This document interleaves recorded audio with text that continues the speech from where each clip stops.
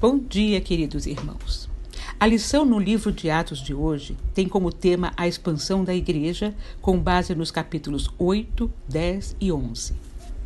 O crescimento da igreja ocorreu por causa da coragem dos primeiros cristãos e da atuação convincente e poderosa do Espírito Santo. Enfrentaram as mais diversas circunstâncias, como oposição, entusiasmo, superficialidade, mas ao mesmo tempo muitas conversões genuínas.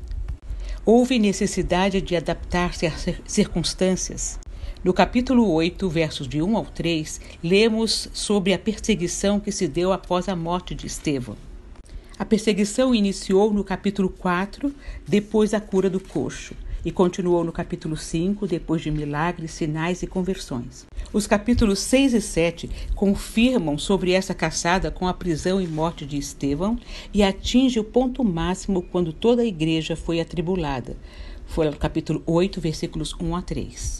A perseguição acarretou grande dispersão, o que favoreceu o crescimento da igreja, pois os dispersos falavam em todos os lugares da pessoa de Cristo e as suas palavras eram confirmadas pela manifestação de Deus. Quando a multidão ouviu Filipe e viu os sinais milagrosos que ele realizava, deu unânime atenção ao que ele dizia. Os espíritos imundos saíam de muitos dando gritos e muitos paralíticos e mancos foram curados. Versículos 6 e 7 do capítulo 8. Assim, houve grande alegria naquela cidade. Satanás não estava satisfeito com a expansão do evangelho e se opôs a isso na forma da traição de Ananias e Safira, no capítulo 5, versículos 1 a 11, do aprisionamento dos apóstolos, capítulo 4, versículo 13, capítulo 5, versículo 18, da morte de Estevão, capítulo 7, versículo 60, e da grande perseguição, capítulo 8, versículo 1. Em Samaria, Satanás usou métodos diferentes para impedir o crescimento da igreja. Usou um homem chamado Simão, conhecido como mágico. Satanás agora tentou atacar a igreja não pela perseguição, mas por dissimulação, falsas conversões e falsos obreiros.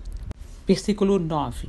Um homem chamado Simão vinha praticando feitiçaria durante algum tempo naquela cidade, impressionando todo o povo de Samaria. Ele se dizia muito importante e todo o povo, do mais simples ao mais rico, dava-lhe atenção e exclamava: "Este homem é o poder divino, conhecido como o grande poder." Eles o seguiam, pois ele os havia iludido com sua mágica durante muito tempo. No entanto, quando Filipe lhes pregou as boas novas do reino de Deus e do nome de Jesus Cristo, creram nele e foram batizados, tanto homens como mulheres. O próprio Simão também creu e foi batizado e seguia Filipe por toda parte, observando maravilhado os grandes sinais e milagres que eram realizados. Pedro e João seguiram para Samaria a fim de ajudarem e instruírem o povo recém-convertido. Após orarem, o Espírito Santo desceu sobre os que creram. Vendo isso, Simão ofereceu dinheiro aos apóstolos, tentando comprar o poder do Espírito Santo. Pedro desmascarou Simão e disse que ele estava sendo inspirado por Satanás. Versículo 21. Você não tem parte nem direito algum nesse ministério, porque o seu coração não é reto diante de Deus. Arrependa-se dessa maldade e ore ao Senhor, talvez Ele perdoe tal pensamento do seu coração, pois vejo que você está cheio de amargura e preso pelo pecado. Então Simão pede oração para livrar-se das consequências do seu pecado e não do pecado propriamente dito. Ele não se preocupou com o perdão de Deus, apenas quis escapar do juízo de Deus. Versículo 24.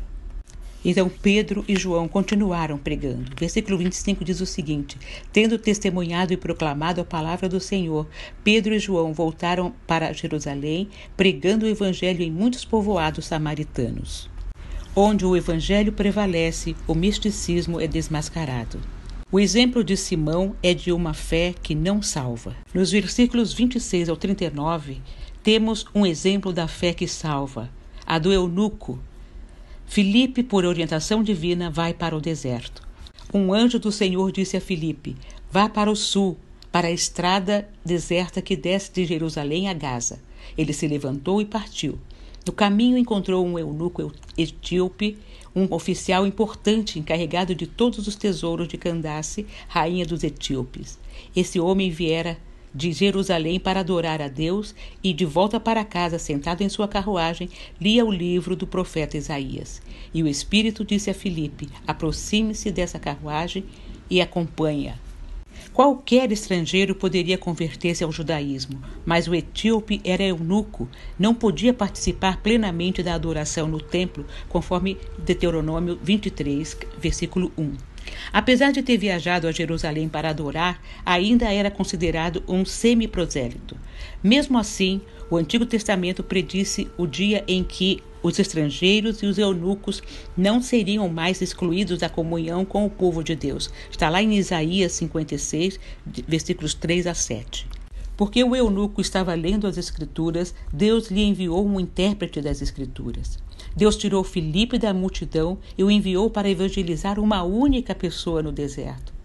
A posição influente do eunuco pode ter permitido que ele alcançasse outras pessoas com a mensagem de Jesus. Nós precisamos estar dispostos a pregar para uma multidão e também para uma única pessoa. Devemos estar sujeitos à ação do Espírito Santo em nossas vidas. No capítulo 10, Pedro teve a primeira experiência de evangelizar diretamente um gentio. O Espírito Santo derruba as barreiras entre os judeus e os demais, os gentios, para que mais pessoas fossem alcançadas pelo Evangelho. A preparação para isso se deu com duas visões, a visão de Cornélio, versículos 1 a 8, e a visão de Pedro, versículos 9 a 16. Cornélio era um gentio convertido ao judaísmo, porém sem ter se tornado prosélito, isto é, completamente judeu, pois não tinha aceitado a circuncisão. Era um homem piedoso, temente a Deus. Fazia muitas esmolas e continuamente orava a Deus. Era um homem que tinha muito amor e respeito pelas coisas de Deus. Era de se admirar, pois um centurião era um oficial que ocupava um cargo muito importante na sociedade. A posição social geralmente serve de tropeço para a vida espiritual. Deus estava preparando o caminho do Evangelho para os gentios ao colocar Pedro hospedado na casa de Simão, o curtidor. Esse homem lidava com peles de animais. Todo indivíduo que tocava em um animal morto ficava impuro. Pedro era judeu. Um judeu jamais aceitaria ficar na casa de um curtidor. Deus já estava levando Pedro a quebrar seus preconceitos e tabus. Ele, mesmo recebendo uma visão sobre o que considerava impuro e recebendo a ordem de Deus para que se alimentasse daquilo, resistiu dizendo: de modo nenhum, Senhor, jamais comi algo impuro ou imundo. A voz lhe falou segunda vez: não chame impuro ao que Deus purificou. Isso aconteceu 3 vezes e em seguida o lençol foi recolhido ao céu. Enquanto Pedro estava refletindo no significado da visão, os homens enviados por Cornélio descobriram que era a casa de Simão e chegaram à porta. Chamando, perguntaram se ali estava hospedado Simão, conhecido como Pedro. Enquanto Pedro ainda estava pensando na visão, o Espírito lhe disse: Simão, 3 homens estão procurando por você. Portanto, levante e desça. Não hesite em ir com eles, pois eu os enviei. Pedro desceu e disse aos homens: eu sou quem vocês estão procurando. Por que motivo vieram? E os homens responderam: viemos da parte do centurião Cornélio. Ele é um homem justo e temente a Deus, respeitado por todo o povo judeu. Um santo anjo lhe disse que o chamasse à sua casa para que ele ouça o que você tem a dizer. Cornélio, embora fosse piedoso, temente a Deus, cheio de compaixão, orava continuamente a Deus, era um sacerdote do lar, um influenciador do seu trabalho e gozava de bom testemunho em toda a nação, não conhecia o Evangelho. Então o anjo, em sua visão, ordenou que chamasse Pedro para lhe pregar as boas novas. Está lá no versículo 36. A sinceridade não é suficiente para alguém ser salvo. O versículo 44 diz o seguinte: enquanto Pedro ainda estava falando essas palavras, o Espírito Santo desceu sobre todos os que ouviam a mensagem. Os judeus convertidos que vieram com Pedro ficaram admirados de que o dom do Espírito Santo fosse derramado até sobre os gentios. Capítulo 11, a partir do versículo 19. Após o testemunho de Pedro, a igreja de Jerusalém começou a abrir-se para receber os gentios na igreja. Devido à lentidão em quebrarem esse paradigma preconceituoso, é que Jerusalém enviou Barnabé a Antioquia para ver o que estava acontecendo naquela importante cidade. O que Barnabé encontrou foi algo surpreendente. Ele encontrou uma igreja viva, cheia da graça de Deus. O evangelho estava, por si só, pelo poder divino, alcançando e conquistando novas fronteiras.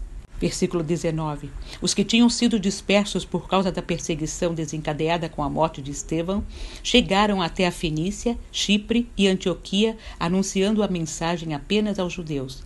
Alguns deles, todavia, cipriotas e sirineus, foram a Antioquia e começaram a falar também aos gregos, contando-lhes as boas novas a respeito do Senhor Jesus. A mão do Senhor estava com eles e muitos creram e se converteram ao Senhor. Notícias desse fato chegaram aos ouvidos da igreja de Jerusalém e eles enviaram Barnabé a Antioquia. Este, ali chegando e vendo a graça de Deus, ficou alegre e os animou a permanecer fiéis ao Senhor de todo o coração. Ele era um homem bom, cheio do Espírito Santo e de fé, e muitas pessoas foram acrescentadas ao Senhor. Para que haja expansão do Evangelho de Jesus Cristo, é necessário uma clara disposição em aproveitar as oportunidades, mesmo sob perseguição. Que os preconceitos não se tornem empecilhos. Que o poder de Deus seja pregado de maneira verdadeira e pura, para que brote nos corações dos que ouvem. Que haja empenho no cuidado e encorajamento dos novos crentes e sermos exemplo de fé para eles. Muitos da sociedade só conhecem o evangelho que vivemos e isso precisa ser suficiente para que se tomem uma posição diante de Deus. Temos que ser sua inspiração, não sua desculpa. Amém.